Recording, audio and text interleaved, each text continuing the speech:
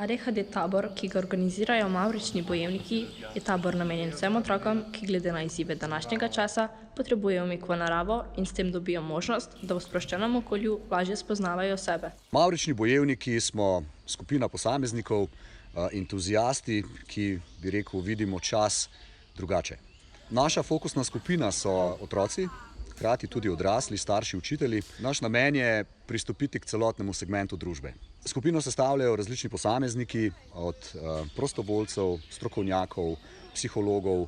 Vsako leto se skupina povečuje, tako skupina uporabnikov, tako prostovoljcev. Ravno danes tu izvajamo program za dijake doživljajske pedagogike. To je nekakšen 3-dnevni retreat, torej umik v naravo.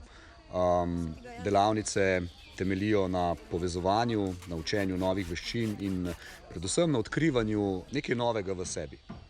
Tabora se je že udeležila večina naših dijakov, ki pravijo, da je za njih to bilo nepozabno doživetje.